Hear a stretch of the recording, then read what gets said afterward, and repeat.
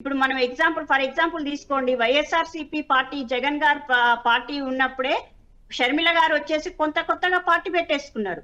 మరి ఎందుకు పెట్టుకున్నారు? అధికార పార్టీ నుండి సొంత పార్టీ పెట్టుకోవడం అనేది అప్పుడు ఒక చర్చనీయాంశంగా మారింది. మేము కూడా ఆ రోజు సజెస్ట్ చేశాం, షర్మిలమ్మ గారు మీరు ఇక్కడ కాదు తెలంగాణ ఆంధ్రప్రదేశ్ లో రేవంత్ రెడ్డి గారు కూడా చెప్పారు అనుకోండి. అసలు మీరు బీజేపీతో బీఆర్ఎస్ తో పొత్తుంటే తప్పేందని కేసులు తప్పించుకుంటాను బీజేపీతో కంటగాగుతున్నారు. మీ దగ్గరికి వస్తాను ఒక్క నిమిషం. రాహుల్ గారు మీరు ఫైనల్ గా చెప్పండి, అక్కడ ఈవెన్ వెలుగుమాటల విషయంలో కూడా కాంగ్రెస్ వెనుకుందనేది బీఆర్ఎస్ ఆరోపణ, అది వేరే విషయం. నేను మిమ్మల్ని అడుగుతుంది ఏంటంటే, అధికార పార్టీగా మీరున్నారు, ఇంకో పార్టీ రావడం వల్ల ప్రభుత్వ వ్యతిరేక ఓట్లు చీలి మళ్ళీ మీకే అడ్వాంటేజ్ వస్తుందనే నమ్మకం రేవంత్ రెడ్డిలో ఉందా? అందుకే నేనే మళ్ళీ సీఎం అని చెప్తున్నాను ఆయన.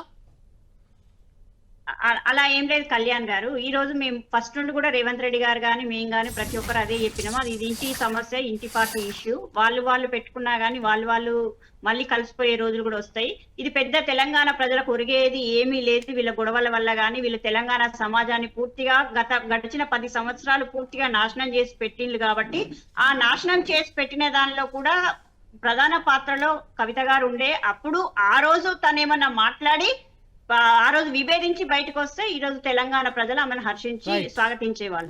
కానీ ఈ రోజు మొత్తం అధికారం అంతా అనుభవించిన తర్వాత ఈ రోజు వాళ్ళ తగాదాలు, వాళ్ళ ఆస్తి తగాదాలు, వాళ్ళ ఆత్మాభిమానం తగాదాలు, ఆధిపత్య తగాదాల కోసం బయటకు వచ్చేసి ఈ రోజు మేమేదో వెనకాల ఉన్నామని చెప్పడం చాలా విడ్డూరం. ఈ రోజు బీఆర్ఎస్ పార్టీ నాయకులకు ఏమీ చేతగాక ఈ రోజు మీరు ఎంపీ ఎలక్షన్ నుండి మొదలు పెట్టుకుంటే మొన్న జరిగిన మున్సిపల్ ఎలక్షన్ల వరకు కూడా బీజేపీతో లోపాయికారి ఒప్పందం పెట్టుకొని బీజేపీ వచ్చిన కాడ బీఆర్ఎస్ లీస్ట్ లో ఉంటది, లీస్ట్ లో బీఆర్ఎస్ వచ్చిన కాడ బీజేపీ అసలే ఉండదు. ఈ లోపాయికారి ఒప్పందాలు పెట్టుకొని వీళ్ళు గొడవలు పెట్టుకొని ఈ రోజు ఎంతమంది పార్టీలు పెట్టినా అధికార పార్టీకి వచ్చే నష్టం లేదు. అధికార పార్టీ 100% ఈ రోజు తెలంగాణ ప్రజల కోసం పనిచేస్తున్న పార్టీ ప్రజా ప్రభుత్వం. కాబట్టి మేము 100% ఏదైనా విమర్శలు చేస్తే స్వాగతిస్తామని చెప్తున్నాం. రవళిరెడ్డి గారు, ఇప్పుడు మీరు అంటున్నారు కదా, వాస్తవంగా చెప్పాలంటే కాంగ్రెస్ పార్టీ సపోర్ట్ చేసి బీజేపీని గెలిపించింది రేవంత్ రెడ్డి గారు. ఎందుకు చెప్తుందంటే ఆయన ప్రాతినిధ్యం వహించినటువంటి మల్కాజ్గిరిలో ఆయన ముఖ్యమంత్రి గారు సొంతం అప్పుడు సిట్టింగ్ ఎంపీ బీజేపీ గెలిచింది. సొంత జిల్లా మహబూబ్నగర్ పార్లమెంటు బీజేపీ గెలిచింది. పక్కన రఘునందన్ రావు గారి కోసం ఒక డమ్మీ క్యాండిడేట్ పెట్టిండు, కరీంనగర్ లో బండి సంజయ్ గారి కోసం ఒక డమ్మీ క్యాండిడేట్ పెట్టిండు రేవంత్ రెడ్డి గారు. ఇదంతా కూడా కలుపుకొని రేవంత్ రెడ్డి గారు బీజేపీ ఒకటే రాష్ట్రంలో ప్రజలందరికీ అర్థమైపోయింది, క్లియర్ కట్ అర్థమైపోయింది. శాసనసభలో బీజేపీని పొగిడిండు, కాంగ్రెస్ ముఖ్యమంత్రి పొగిడింటే అర్థం చేసుకోవాలి బీజేపీ కాంగ్రెస్ ఒకటే చెప్పడానికి.